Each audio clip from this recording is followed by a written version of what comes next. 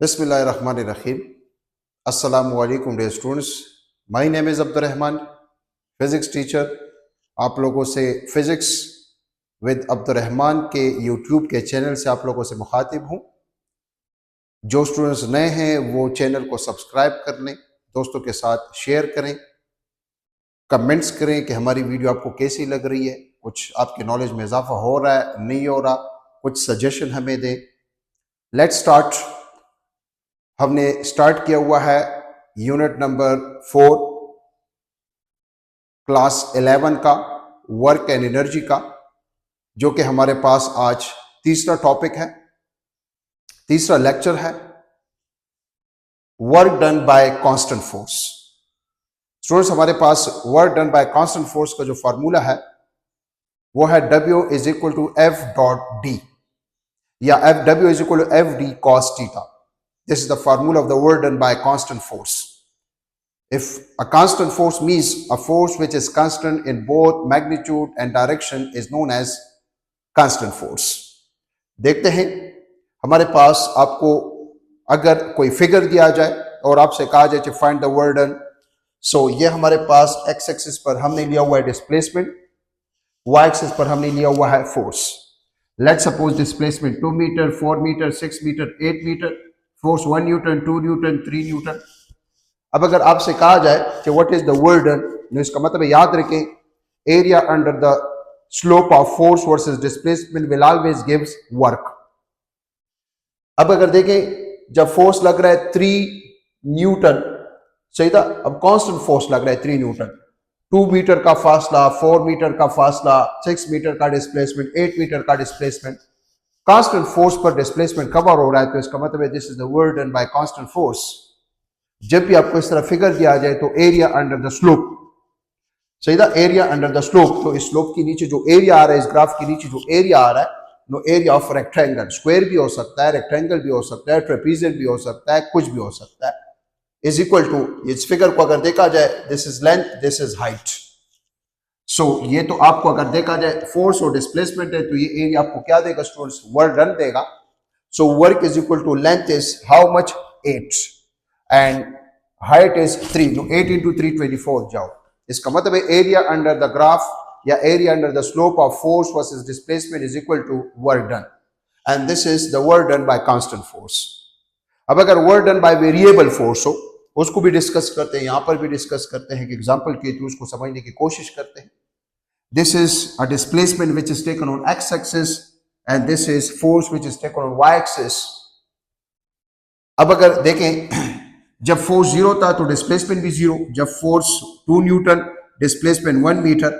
Students, यहां से आपको नजर आ रहा है जब फोर्स 2 न्यूटन, डिस्प्लेसमेंट 1 मीटर, जब फोर्स 4 न्यूटन, डिस्प्लेसमेंट 2 मीटर, जब फोर्स 6 न्यूटन, डिस्प्लेसमेंट 3 के बराबर आ रहा है, जब फोर्स हमारे पास 8 न्यूटन तो डिस्प्लेसमेंट 4 मीटर के बराबर आ रहा है। तो इसका मतलब है फोर्स के वेरी के साथ साथ डिस्प्लेसमेंट भी वेरी होता है। So this is the work done by variable force. देखते हैं, चाहे work done by constant force हो, चाहे work done by variable force हो, area under the slope of force versus displacement will give you work done. So इसके नीचे जो area आ रहा है, ये हमारे पास एक ट्राइंगल बन रहा है। सो मैंने लिखा हुआ है area of triangle is equal to half length multiply height.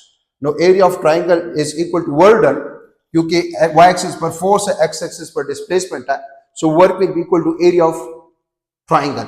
सो इस ट्राइंगल को अगर देखें, ये इसका हाइट कहलाता है विच इज 8, और ये इसका लेंथ कहलाता है विच इज 4। तो 4 multiply 8 32, 32 divided by 2, your answer will B 16 joule. So the work done is how much? The work done by variable force is here is equal to area under the slope which is equal to 16 joule. Students, अगर इसको हम ये जो formula है W is equal to F dot D या FD cos theta, this is the formula for the work done by constant force. And constant force वो force होता है जो मैग्नीट्यूड और डायरेक्शन दोनों के लिहाज से स्टूडेंट्स कांस्टेंट होता है। यहां पर तो फोर्स वेरी करता है, सो फिर हम यहां पे कह सकते हैं so the work done will be equal to average force into displacement, और average force initial plus final divided by 2, ये average force का फार्मूला है। सो देखते हैं कि एरिया अंडर द स्लोप तो 16 जूल आ रहा है, बाय फार्मूला क्या आ रहा है? So initial force is 0, final force is 8, divide by 2 और displacement is 4. 0 plus 8 8, 8 divided by 2 4, 4 into 4 16 joule, both are same. इसका मतलब है एरिया अंडर द स्लोप, चाहे वो work done by constant force हुआ हो, चाहे वो work done by variable force हुआ हो, the work done is area under the slope. अगर देखा जाए उस पे ये इस पे डिपेंड नहीं करता कि वर्क बाय वेरिएबल फोर्स हुआ है या वर्क बाय कांस्टेंट फोर्स हुआ है. The answer will be remain same. So यहां पर एक दूसरा फिगर मैंने दिया हुआ है. अगर देखा जाए यहां से यहां तक बॉडी आ रही work done by variable force और यहां से यहां तक बॉडी आ रही है work done by constant force.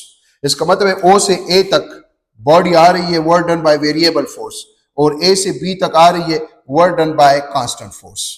देखते हैं कि total work done will be area under the graph, area under the slope. So this is area of triangle, this is area of rectangle.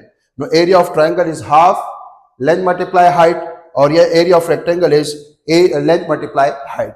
तो इसका जो लेंथ है वो हमारे पास है, let's suppose this is length 0 to 4 4 और this is height which is 3. Length 4 height 3 plus ये जो हमारे पास लेंथ है this is 4 this is 10. No 10 minus 4 which is equal to 6 और हाइट है 3. सो 4 multiply 3 12, 12 divided by 2 6, 6 multiply 3 18, 18 plus 6 24 joule. Now area under the slope, force versus displacement will always gives work. आते हैं work done by variable force. Variable force वो force होता है जो very करता है, चाहे वो मैग्नीट्यूड के लिहाज से हो, चाहे डायरेक्शन के लिहाज से हो, चाहे both magnitude and direction both vary, then the work done by variable force will be. तो फिर हम क्या करते हैं, for example this is displacement, this is force और स्टार्ट में हमने कहा students area under the slope या area under the graph will be equal to work done force versus displacement. लेकिन ये तो कर्व एरिया है, तो फिर हम क्या करते हैं, जो हम फार्मूला अप्लाई करते हैं work done by constant force का, इस पे तो अप्लाई नहीं कर सकते. तो स्टूडेंट्स हम क्या कर लेते हैं, इस फुल एरिया को हम स्मॉल स्मॉल पैरामीटर को में डिवाइड करते हैं, इस फुल पाथ को स्मॉल स्मॉल में डिवाइड करते हैं. इतना स्मॉल स्मॉल कि ईच लाइन सेगमेंट या each path is act like displacement और ईच पाथ पर कांस्टेंट फोर्स लग रहा है. तो फिर work done by constant force का फार्मूला अप्लाई कर सकते हैं. Divide the whole path into small length element.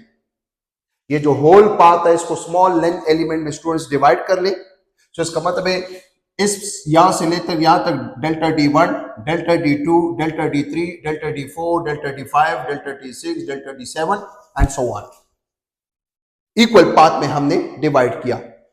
यहां पर जो फोर्स लग रहा है बॉडी पर F1 with theta T1, F2 theta 2, F3 up to Fn theta n.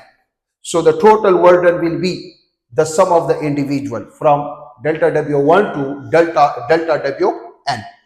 So यहां से लेकर यहां तक जब वर्क डन होगा by constant force F1 dot delta D1 या डॉट को हटाते हैं तो cos theta 1. Similarly delta W2 is equal to F2 dot delta D2 या which is equal to F2 delta D2 cos theta 2 up to so on. So delta Wn is equal to Fn dot delta Dn या dot को हटाते हैं तो cos theta n. Now the total work done from this to this will be equal to delta W1 plus delta W2 up to delta Wn. Student delta W1 हमारे पास है, delta W1 this is the total work done. So the total work done will be equal to delta W1 which is F1 delta D1 cos theta 1 plus delta W2 which is F2 delta D2 cos theta 2 up to delta Wn which is Fn delta Dn cos theta n. This is the total work done. अब अगर इसको हम एक summation mathematical tool है, summation इसके form में लेके the total work done will be equal to summation I start from 1 to n fi delta di cos theta i. और याद रखें ये जो हमारे पास आय है ये कुछ भी हो सकता है. अगर हमने इस होल पाथ को 10 हिस्सों में डिवाइड किया हुआ है तो आई स्टार्ट फ्रॉम 1 to 10. 5 हिस्सों में डिवाइड किया हुआ है आई start from 1 to 5. So this is the work done by variable force.